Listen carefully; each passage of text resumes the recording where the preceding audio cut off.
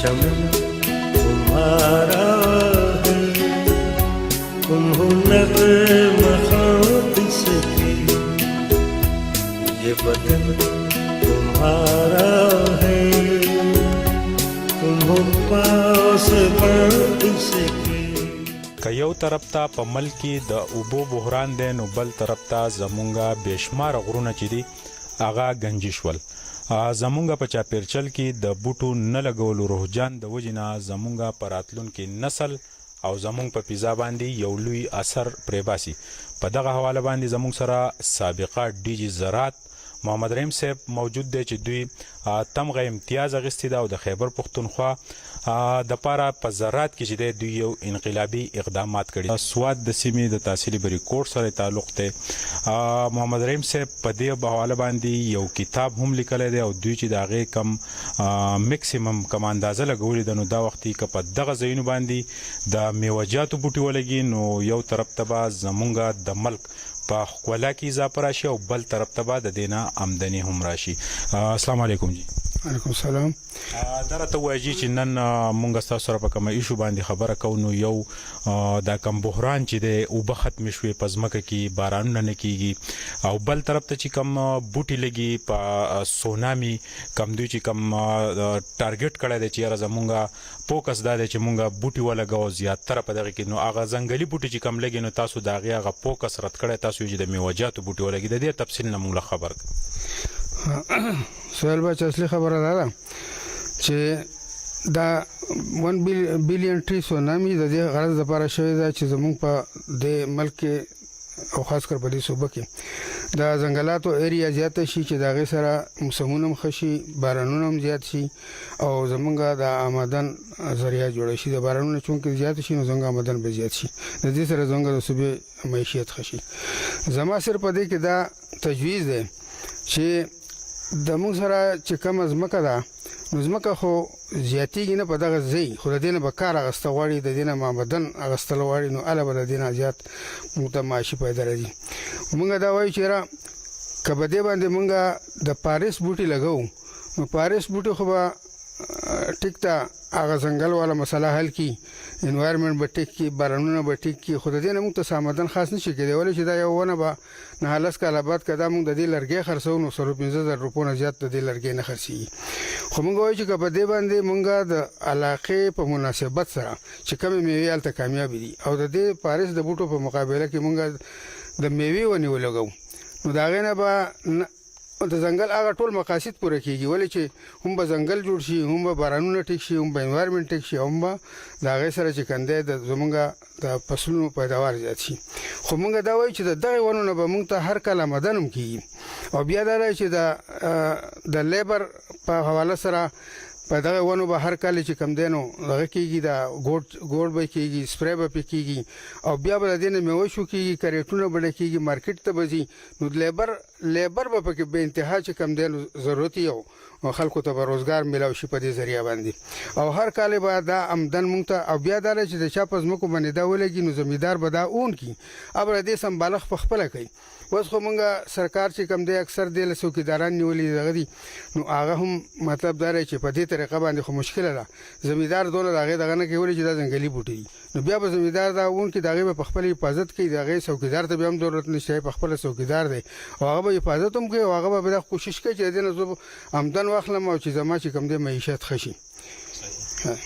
دا راته ووایه چې تاسو کم د دې او ست راویستی دی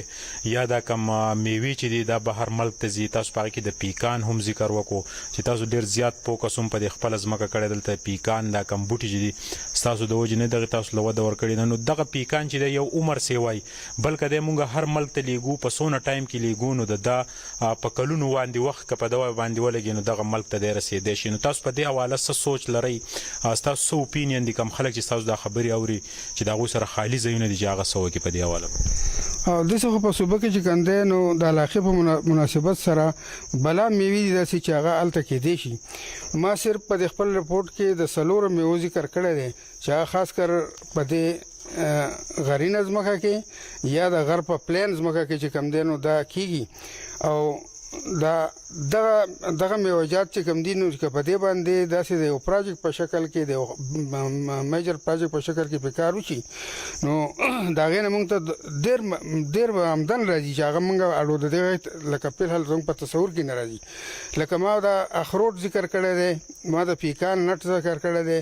د د مڼې او د چیري ذکر مې کړی نو دا څلور کدا موږ یعنی په 25 کروڑ ایکړ باندې وکړو په ایکوال یعنی په یو شان تناسب سره 6.25 کروڑ دغه 6.25 کروڑ بوټي دا د هر یو میوه موږ وګورو څلور میوې دي او 25 کروڑ بوټي موږ وکړو د دې په موضوع علاقو کې نو د دې موږ ته په تقریبا وکاله بعد بر دې آمدن چې کوم دی موږ ته 20.94 کرب روپے آمدن باندې نمته وشي او 25 سال بعد به د آمدن 35.50 کرب روپے څنګه د صوبې بجټ چې دی نو دا 6.25 کرب دی چې کرب دی راوند اباوت نو مطلب دا چې دا د صوبې د بجټ نو سو ګونه زیاتې پیسې ورکړي دا د چا په تصور کې نه راځي چې دونه د دې آمدن کې دی شي نو زما مطلب اوس دا کم د لاچی دا بوټي چې د په دې غرونو کې زیاتر زو بونیر ته تلم ټول غرونه د لاچی دغه بوټونه ډک شوی دي او زیاتر ماهرین دا وجه د وبو د بحران هم دغه سره دغه بس کېږي دغه بوټي خو نه زیله ختميږي نه د ایکسپایر کېږي دغه سره بس علاج کوي تاسو په نظر کې سدي تلاچی هو زه دا وایم چې دا چې کوم ځای کې دا لاچی ولاړی نو الته چونکه د اوبو استعمال ډېر کوي د روټ ډېر لاندې زی او خواوشا کې چې کو سره کم بوټي هغه د نه پریدي ولې چې داغه ته دی اوبو دغه نه کوي داغه لاندې بوټي هم نه کیږي داغه په خپل د اوبو ضرورت ډېر زیات دی نو مطلب زمکه چې ګندې نو ډېر خشک کی او د لاچی لرګي چې کم دی کپاغه له سره وګي نو دونه قیمتي لرګي نه دی نو دا لرګي به حیثیت د یو ځنګل خو دی خدا په حیثیت د یو مرض هم دی دا هغه ځای کې موږ لا فائدہ نه راکوي بلکې نقصان راکوي په دغه ځای باندې که د دغه علاقې په مناسبت سره نور میوې چې کوم دی میوې بوټي وکرلی شي نو د هغې نه به آمدن هم کېږي او د ځنګلات هغه ټول لوازمات چې کوم دی هغه به هم پوره کېږي او دغه لاچي دا بوټی زمونږ په دې وطن کې څه د سازش تحت رالو د دې څه شاته څه سټوري شته یا که نه هسې د خلکو دا خبرې چې کومې مونږ هورو په دې کې څه حقیقت نشته یاره سازش خو نشم ویلی خو دا د فارس دغه دی چې هغو ته کومه بوټی ښه ښکاري نو هغه د هغې چې کوم دی نو مطلب چې کوشش کوي چې دا زیات شي او هغه د ځنګل په نظریه باندې کار کوي چې یاره لرګی زیات شي او ځنګلات زیات شي بارانونه زیات شي په دې لحاظ سره کار کوي خو چونکې د بعضې میوو لکه زه به تا ته عام میوو دغه بوټو کې ومخیم چې دا توره بیکاڼه چې دا د لاندې بالکل فصل نه کېږي د خواوشا کې ورسره ټول چې کوم دی نو هغه فصل هم نه کېږي او نور بوټي ورسره هم نه کېږي دغه شان د لاچي مثال دی خواوشا کې بوټي هم نه پرېږدي او بله خبره ده چې دا چې په کوم غرونو کې ولاړ دي نو چې په هغې کې مخکې زر کې تیتر او داسې ځونه وو نو د دې دغه شغار او د هغې داسې غوندې دغه دی چې هغې سره هغه مرغۍ د هغه ځنګل نه ختمه شوې نو د دې مطلب دی چې یوازې دا نه چې دا لرګی خاناخوا او یا د دې په انوایرمنټ باندې څه اثر لیکن دا د دغه وایلډ لایف دپاره هم ټیک نه دی زما خیال دی چې دا خواړو کرل نه دي په کار او د دې په ځای باندې که چېرې دغه که مونږ د میوې سجست کوو ډاکټر صاحب اخرنیس من دا کوو چې زمونږ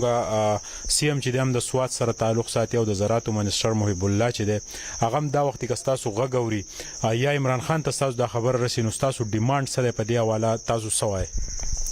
زما خو دا خیال دی چې کوم ځای کې دا پروجیکټ چلیږي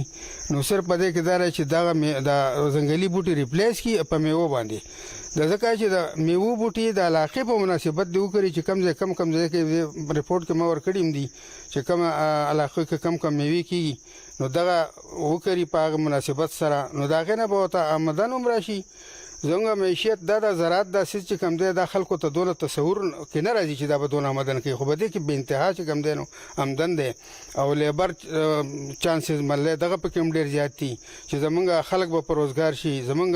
عام خلک به چې کوم دی مالدار شي او په دې کې داسې میوې دي چې هغه ایکسپورټ کېدی شي سره مبادله به هم راشي ملک ته درنګ جهان مننه چې زموږ سره سابق ډي جي زراعت چې دی محمد رحیم صاحب موجود و چې د دوی تمغه امتیاز هم په خپل ښه کارکردګۍ باندې اخیستې ده. د دوی چې دی په شمیره په هغه افسرانو کې راتله چې د خیبر پښتونخوا کله د زراعتو ډانچه کمزوري و، نو دوی خپل یو کلیدي کردار چې و په محکمه زراعت کې چې دی هغه خپل لوبولی او د دوی د تجربې په عکس باندې د خیبر پښتونخوا زیاتره سیمو کې نن هم د میوه‌جاتو باغات چې دي هغه د دوی د هغه تجربې عکاسي کوي. ضرورت هم د دې خبرې دی چې زموږ سره کم ځایونه دي هغه چې دی دغه ځمکې چې دی په دې باندې مونږ بوټي ولګو، ولې چې راتلونکي وخت کې د بارانونو یا د اوبو کم بحران دی د خیبر پښتونخوا حکومت هم او وفاقي حکومت هم او عمران خان زیاتره فوکس په دې دی چې کم 1 بلین ټری چې دا سونامي پراجیکټ هغه چې دی ډایرکټر صاحب په خپل یو کتاب کې د میوه‌جاتو په بوټو باندې چې دی په هغې زیات فوکس ورکړی دی او دوی چې کم تفصیل وښو نو دغه میوې چې دی دا به د ملک کم بجټ چې دی د هغې نه زیاتره آمدني چې دی به ملک ته راشي، دلته به خلک په روزګار شي او دغه میوې چې دی دا به بهر دنیا ته لاړ شي. او کم چې مونږ د پیکان غوز ذکر وکړو، دغه غوز دومره قیمتي دی او زمونږ د سوات خاوره هم دومره زرخیزه ده چې دغه پیکان تاسو دغه ونه ولګوئ، د دغې بوټی تاسو نه حل کوي نو په 3-4 کال کې چې دی هغه فصل ورکوي او هغه د هغې کیلو چې دی هغه ډېر زیات قیمت ورکوي. نو زموږ چې کم خلک دی هغوی له پکار دی چې فوکس وکړي او د خپل طرفه لسونې چې دي هغه ضرور ولګي او خپل علاقه خپل چاپیرچل چې دی هغه په شینوالي کې تبدیل کړي او کم د لاچي د بوټي چې مونږ ذکر وکړو د دغې نه ډېر زیات پرهیز وکړي، ولې چونکې دغه لاچي چې دی زمونږ په نظر کې دا زمونږ د علاقو ته د یو سازش په تحت باندې راغلی دی او هغې چې دی د اوبو بحران چې دی زیاتره د هغې د وجې نه دی او کم چې زمونږ ځنګلي مرغۍ دي د هغې غیب کېده هم د دغې ونې سره چې دی لینک کوي. نو په کار دا ده چې مونږ دغه ونې ونه لګو مونږ د میوو بوټي زیاتره ولګو. د کیمرامین عزت حسین سره سهیل باچا، ناټمیرا بریکوټ. تمہارا ہے، تم